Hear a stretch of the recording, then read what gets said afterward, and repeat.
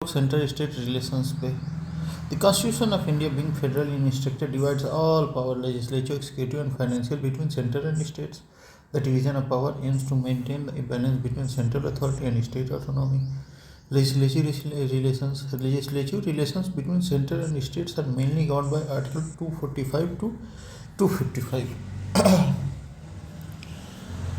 in part 11 of the constitution. The constitution provides a threefold distribution of legislative subject between center and states. Three fold distribution करता है which is detailed in 7th schedule. जैसे union list subject of national importance on which only parliament can legislate, जैसे defence हो गया, foreign affair हो गया. State list subject of regional and local importance on which only state legislature can legislate, जैसे police, public health हो गया. Concurrent list subject on which both parliament and state legislature can legislate, जैसे education और marriage हो गया. In case of conflict central laws prevail, article 254. Concurrent list पे जो है दोनों बना सकते हैं अपने रूल्स. 245 to 255 है पार्ट 11 में, ठीक. और शेड्यूल मतलब शेड्यूल 7th है. आर्टिकल 245 क्या कहता है? Territorial jurisdiction clause 1, parliament can amend laws for the whole or any part of the territory of India, ठीक. क्लॉज 2 क्या कहता है? State legislature can make laws for the whole or any part of the state. Establishes legislative competence of both centre and state. Additional courts empowers parliament to establish additional courts for better administration of laws made by parliament. Article 247 ये कहता है. जैसे establishment of special tribunals like national green tribunals. Article 248 क्या कहता है? Residuary powers. Parliament has exclusive power to make laws on any matter not enumerated in the state or concurrent list. Parliament has exclusive power to make laws on any matter not enumerated in the state or concurrent list.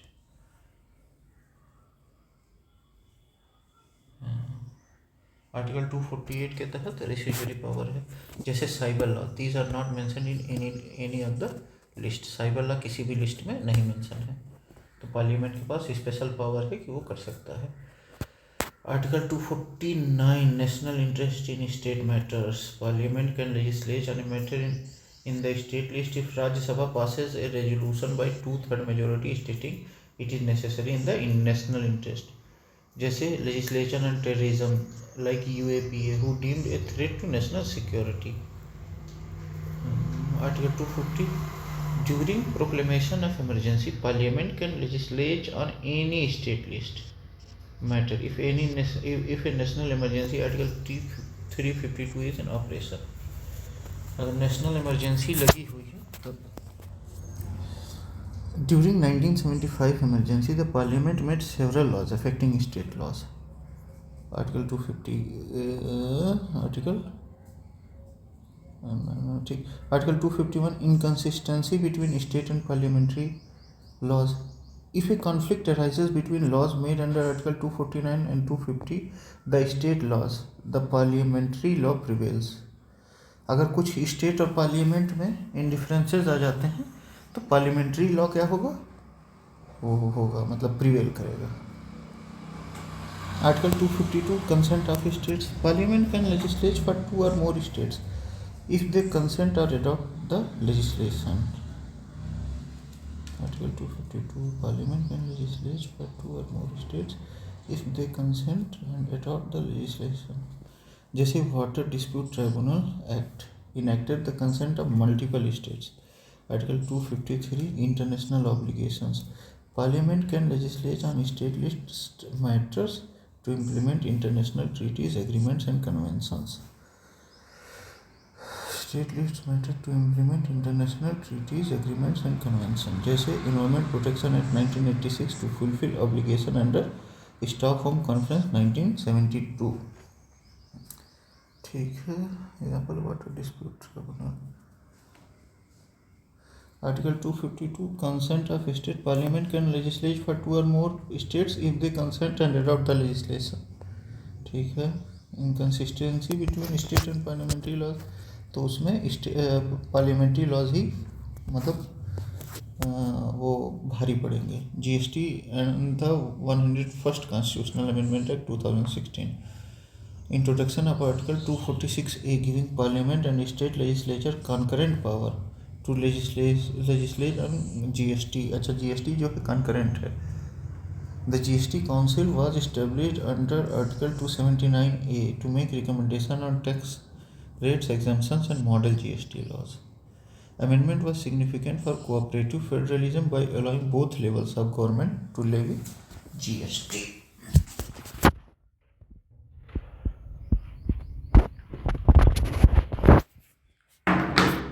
Federal structure with unitary bias.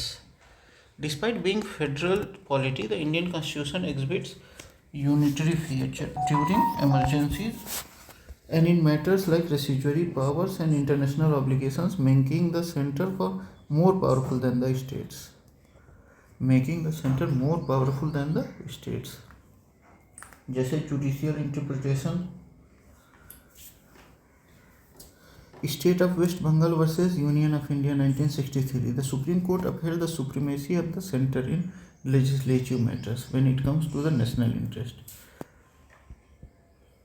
S.R. Bommai versus Union of India 1994 reaffirmed that federalism is a part of basic structure of Constitution.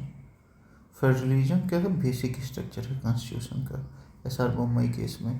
Legislative conflict, supremacy of central law over state law is the concurrent list. In the concurrent list is a point of contention. The center's ability to legislate even on a state list matters under certain conditions reflect the centralizing tendency within a federal framework. The Farm Laws 2020 sparked debates about whether Parliament has jurisdiction over agricultural marketing, typically a state list subject. ये state lead subject था।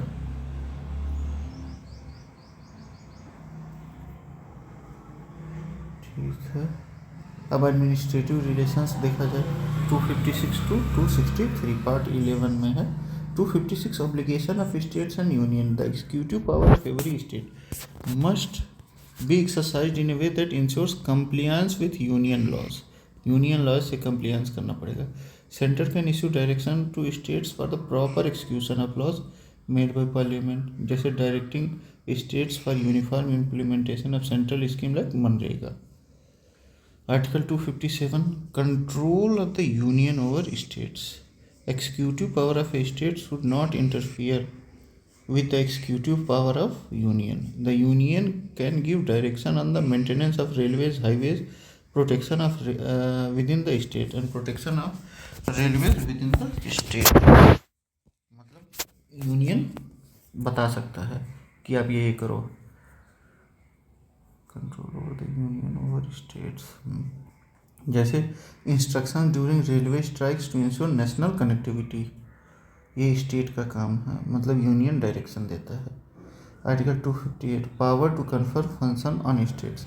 The president with the consent of the state government can interest the state with functions related to matters in the union list. Power to confer function on state. President with consent of state government can interest the state with function related to matters in the union list, जैसे delegation of authority for central welfare scheme to state agencies. This provision reflect the principle of cooperative federalism, मतलब centre भी जो है भेज सकता है states में ताकि चीज़ें सही से आसानी से चलती रहें। Article 262 adjudication of water disputes. Parliament has the authority to resolve disputes related to the use, distribution and control of inter state rivers and valleys, parliament के पास है। Inter state water dispute act 1956 के तहत, जैसे Kaveri water dispute between Karnataka and Tamil Nadu. ठीक है, article 263 inter state council. President may establish an inter state council to discuss subject of common interest, जैसे council can investigate and advise on disputes. 28 मई 1990 को ये establish हुआ था based on recommendation of Sarkaria commission.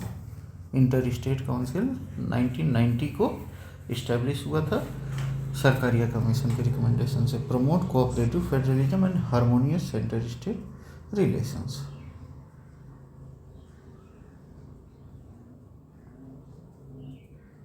ठीक, financial relation देखा जाए article 264 to 293 article these articles in part 12 financial part 12 में है of the constitution outlining the division of financial power between centre and state. वो ध्यान रहे वो सब किस में था, पार्ट 11 में था, ये किस में है, फाइनेंशियल पावर के बारे में चर्चा पार्ट 12 में की जा रही है। Article 265 levy and collection of taxes. No tax shall be levied or collected except by the authority of law. Ensure legality and constitutional validity of tax collection. 266 Consolidated Fund and Public Account. Clause 1 Consolidated Fund of India include revenue, loans and all money received by governments of India. Revenue, loan या जो भी money receive कर रही है भारत सरकार वो consolidated fund में जाएगा। और class 2 consolidated fund of state similarly holds revenue of state government. ठीक है।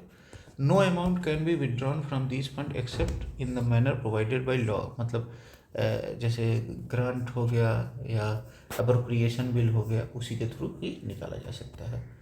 Article 267 contingency fund provide for the creation of A contingency fund of India and similar fund for states used for unforeseen expenditure pending authorization from the parliament or state legislature.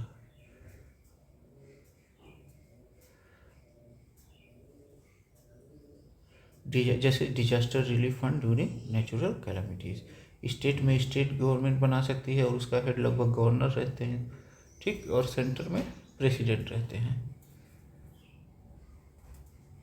देखिए, use for unforeseen expenditure pending authorisation, उसका authorisation pending रखा जा सकता है लेकिन बाद में state या पार्लियामेंट उसको मतलब ऑथराइज करेगा कि वो सही था कि नहीं था। ये अनफॉर्सिन कंडीशन के लिए है, मतलब इमरजेंसी के लिए है। अब आते हैं हम लोग 269A GST on inter state trade introduced in 101st constitutional amendment act 2016 deals with levy and collection of GST on interstate trade and commerce. The integrated GST collected goes to Consolidated Fund of India. Integrated GST goes to Consolidated Fund of India. Article 275 Grant in Aids provide for grant to states in need for financial assistance determined by Finance Commission. जैसे grants to state affected by natural disasters. Article 279A GST Council constituted to make recommendation on GST rates, exemptions and model GST laws. Aims at cooperative federalism through consensus on tax administration. ठीक है। Article 280 Finance Commission constituted by President every 5 years to recommend the distribution of taxes between center and states. It is a quasi-judicial body, recommends grant in ads and measure to improve consolidated fund. जैसे 15th के NK Singh थे, अभी जो हैं अभी के सुमन berry अभी के फाइनेंस कमीशन के बारे में बता रहे हैं।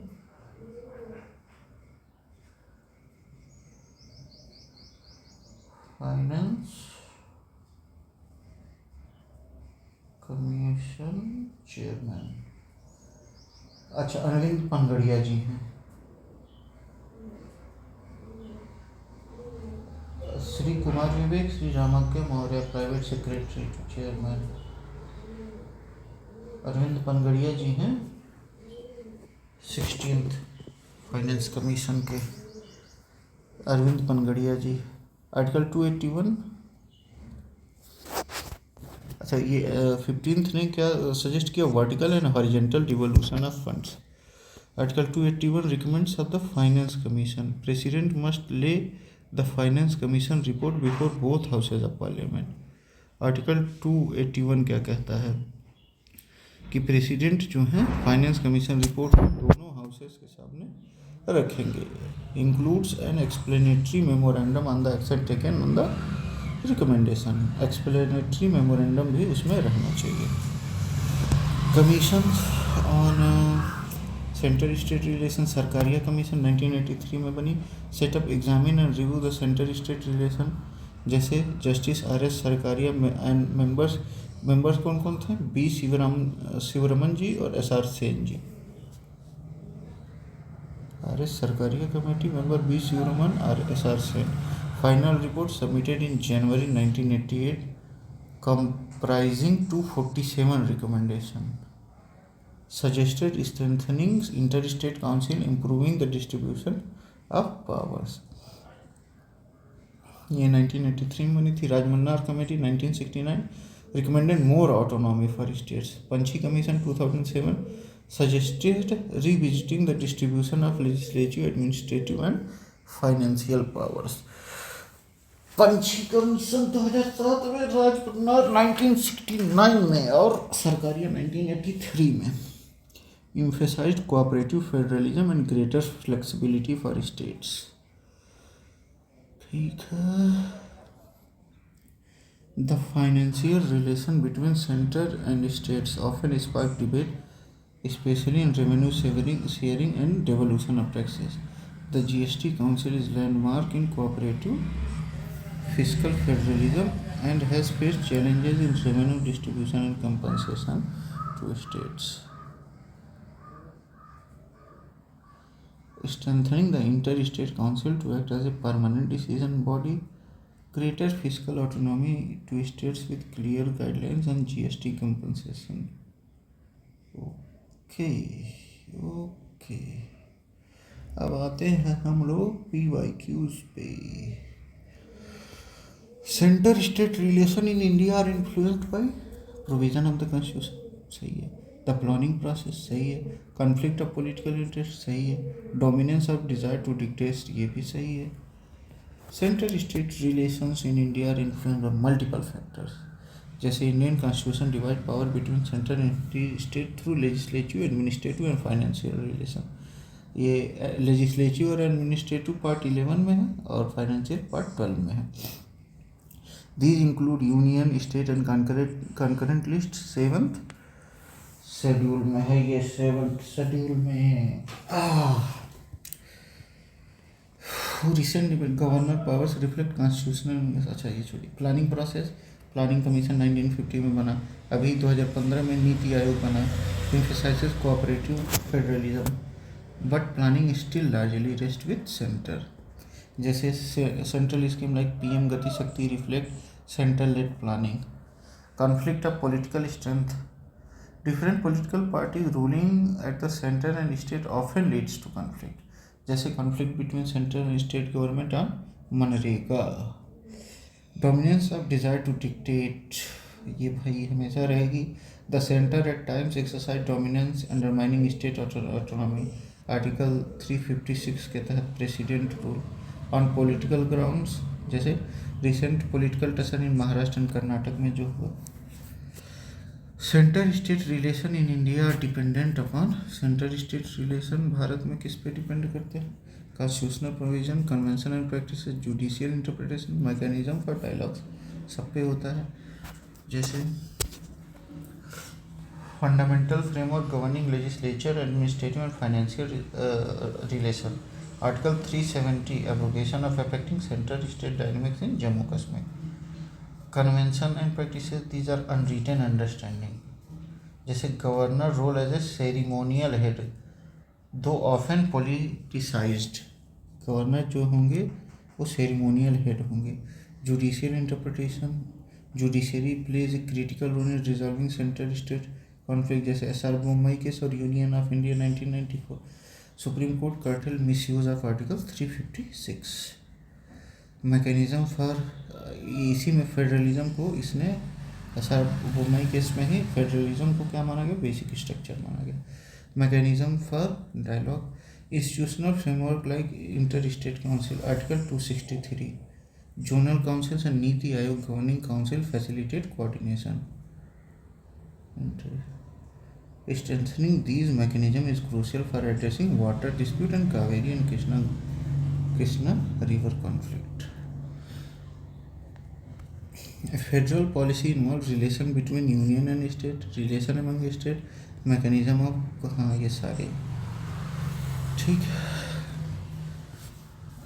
The Constitution delineates powers and function union issues of tax sharing and administrative control under GST. Relation among states crucial for resolving interstate water dispute and sharing resources, जैसे inter water dispute act 1956. mechanism for cooperation facilitated through bodies like interstate councils and zonal councils. Current relevance enhancing center-state coordination during pandemic management. Mechanism for solving disputes resolved through judicial mechanism and statutory bodies, जैसे river boards act 1956 for water related disputes.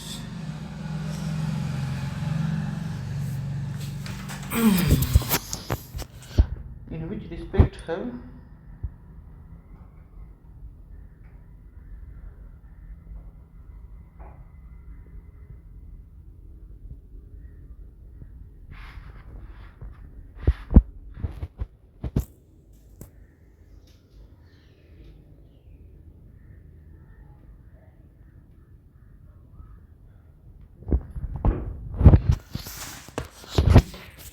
respect have Center-State Council been specifically termed as municipal relation? Centre-state relation को municipal relation किस में कहा गया है? Planning process में. कैसे? Been termed as municipal relation. Municipal reflecting the center's control over state in planning and development. Historically, planning was dominated by planning commission, resulting in states acting like municipalities, following center's directives. जैसे centre क्या करता है? Plan करके वो करता है और state follow करता है जैसे म्यूनिसिपैलिटीज करती हैं, फॉलोइंग सेंटर्स डायरेक्टिव्स. जैसे ये करते हैं municipalities. In the Indian fiscal federal system, resources are allocated from center to states. In the Indian fiscal federal system, resources are allocated from the center to states. Which of the following is not a means of resource allocation at present? Transfer for plan implementation under Gadgil formula. ये नहीं है. Grant in aid है, centrally sponsored scheme है और tax sharing है. ये transfer plan implementation है. Resource allocation हाँ ठीक है, गाडगिल फार्मूला से. Grant in aid provided under article 275 for states needing financial assistance, जैसे funding for backward regions. Grant in aid article 275. Centrally sponsored scheme jointly funded by both center and state, but center has greater control, जैसे PM Awas Yojana. Gadgil formula used earlier by planning commission to allocate central assistance for state plans. Abolished post the establishment of Niti Aayog in 2015. Gadgil formula. Currently finance commission formula is followed. Tax sharing based on article 280, where finance commission recommended division of tax between center and states. Current scenario, 42% of central tax revenue is allocated to state as per 15th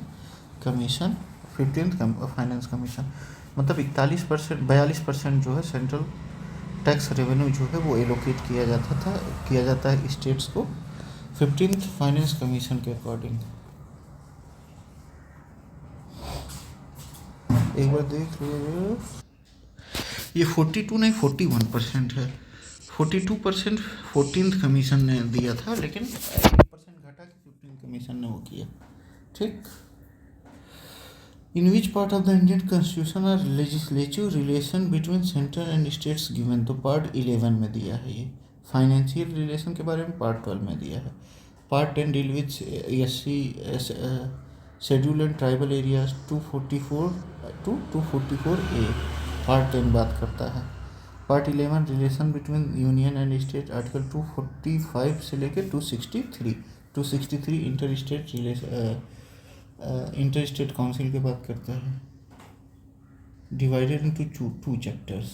chapter 1 में 245 से 55 तक का deal with legislative relations. Chapter 2 256 से 263 के बीच में administrative relations के बारे में बात करता है। Part 12 finance property contracts and suits article 264 to 300A part 12 में है। 300A क्या है? अपना legal right to property, legal right है। Part 13 trade commerce and intercourse within India 301 to 307। ठीक है, अब देखिए the central state legislative relation were prominently debated during the passage of farm laws 2020 were central legislated on agricultural marketing traditionally a state subject. Indian constitution present 3 list for distribution of powers between center and states, which two articles regulate the distribution? 245 और 246। Article 245 और 246 regulate करता है distribution. Article 4 and 5 deal with laws relating to admission और establishment of new states. 4 and 5 नहीं, ये उसके बारे में बात करता है।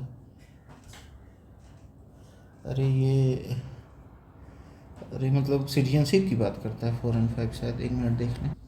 आर्टिकल 5 जो है वो सिटीजनशिप के बारे में, और आर्टिकल 4 2 और 3 के बारे में बात करता है कि जो आर्टिकल 2 और 3 में बात हो वो इम्प्लीमेंट हो। Article 56 and 57 concern the term and eligibility of president of India. Article 141 and 142 relate Supreme Court jurisdiction and enforcement of decrees. Article 245 and 246 क्या बात करता है? Specifies extend 245 extent of legislative power of parliament and state legislature. 246 define the jurisdiction of parliament and state legislature based on union list। 97 subjects, state list 66 subject, concurrent list 47 subject as per 7th schedule। Union list में 97 subject है, state में 66 है, concurrent में 47 है। अभी जो है वो यूनियन लिस्ट में 98 है, स्टेट में 59 है, कॉन्करेंट में 52 है। कॉन्करेंट में 52, स्टेट में 59 और इसमें 98 है यूनियन में। 245 और 246 डील करते हैं इससे। ठीक, वो 46 define jurisdiction of parliament and state legislature based on, मतलब डिफाइन करता है पार्लियामेंट और लेजिस्लेचर पावर के कि मतलब कॉन्करेंट लिस्ट यूनियन और स्टेट में क्या मामला होगा। 245 extent of legislative power of parliament and state legislature बताता है। ठीक, The distribution of legislative power between center and state in the constitution is given in 7th schedule। 6th schedule deal with administration of tribal areas in Assam, Meghalaya, Mizoram and Tripura। Tribal areas of Assam, Meghalaya, Mizoram and Tripura। 7th schedule distribution of legislative power between center and state।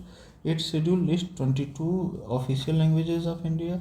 9th schedule protect laws from judicial review added by first amendment 1951। ठीक है, subject on which center and state both can make laws are mentioned in which of the following list। subject on which center and state both can make laws, तो concurrent list पे 246 के according, article 246 के according. Union list exclusive domain of parliament, defence, foreign affairs, state exclusive domain of state legislature, police and public health. Concurrent list just domain, joint domain of centre and state, जैसे education and forest. In case of conflict central law prevails, article 254। Article 254 residual list matters not mentioned in any of the list, parliament has the power। तो article 248 के according जैसे cyber laws हैं, article 2 रिसीजरी power जो होती है वो parliament के पास है आर्टिकल 248 के according. Education was transferred from the state list to concurrent list by 42nd Amendment Act 1976. Education और forest. Education was transferred from state list to the concurrent list by 42nd Amendment 1976.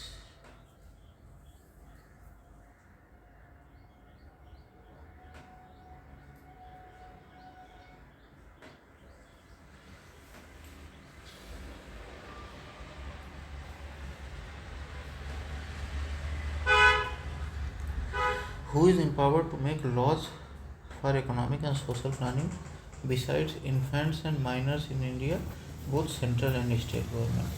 Economic and social planning is the concurrent list, entry 20. Infants and minors are also under the concurrent list, entry 5. Both central and state make laws on poverty alleviation, women and child welfare and social justice programs. ठीक, तो यहीं हम लोग करते हैं, बाकी अगले part में मिलते हैं। पापा।